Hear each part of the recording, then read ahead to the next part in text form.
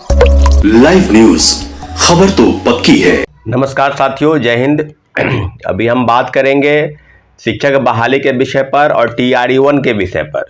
दूसरी बात करेंगे नीट पेपर लीक कांड में कई खुलासे हो रहे हैं। पेपर लीक की जो तय है, पेपर लीक की जो जानकारी है, जो पुलिस आर्थिक अपराध इकाई जो जांच कर रही है, उसका कहना है कि गुजरात से लेकर बिहार तक। और तीसरे प्रमुख जो न्यूज है वो मेडिकल की जो नीट को लेकर ही है। सुप्रीम कोर्ट ने जो मेडिकल की जो टीम है, जो नीट पेपर NTA जो कराती है एजेंसी, उसको केंद्र सरकार को जवाब देने को कहा है कि वो क्या करेगी। और अगली जो सुनवाई होगी वो जुलाई महीने में होने वाली है, जुलाई के फर्स्ट वीक में। तो तीनों मुद्दों पर आपको प्रमुखता से हम बता दें कि पहले जो मुद्दे हैं वो है TRE-1 में एक RTI यानी सूचना के अधिकार से एक नोटिस आया है, एक जवाब आया है, किसी व्यक्ति द्वारा पूछा गया है, उसने हमको जानकारी शेयर किया है कि क्या क्या हो रहा है और क्या क्या हुआ है।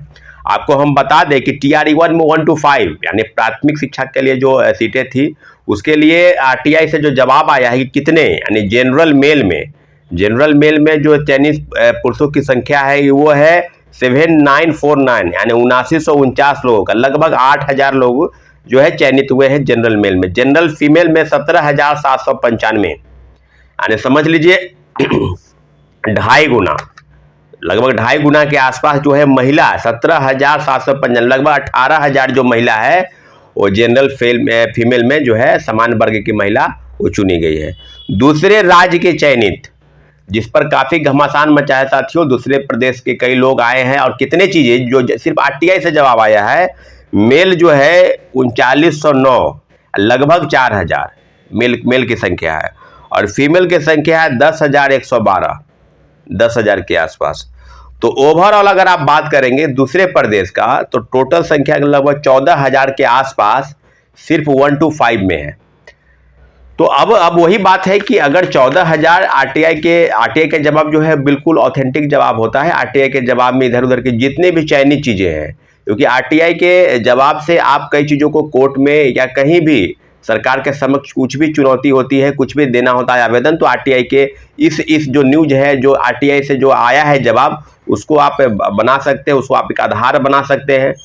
तो अब जो बात है कि क्या जो पेपर जो TRE-1 में जो बात हो रही थी कि 1,20,000, उसके बाद जो है 92-93 हजार पर स्वयं बिहार विकास BPSC ने और शिक्षा विभाग ने कहा कि 92-93 हजार लोगों को हमने नौकरी दी है, और उसमें से भी 28,800 नियोजित शिक्षक हैं। तो बच गए 90,000 में से, लगभग आप समझ लीजिए 30,000 बच गए। उधर 60,000 में आपने कहा कि 14,000 दूसरे राज्य के लोगों को दिए, तो आप समझ लीजिए कि वो कितने संख्या में आ गए, लगभग 45,000। हम सिर्फ 1 to 5 की बात कर रहे हैं। ये बात जो है सो 9, 10, 11 क्योंकि 6 to 8 में पद काफ़ी कम थे। आपको याद पता होगा इसके पहले कि TRE-1 में, TRE-1 T2 में काफ़ी चीज़ें जो है बदली गई। 1 to 5 में सीटों की संख्या कम थी, लेकिन और सब चीज़ों में 6 to 8, 9, 10, 11, 12 इसमें संख्या जो है काफ़ी संख्या में थी।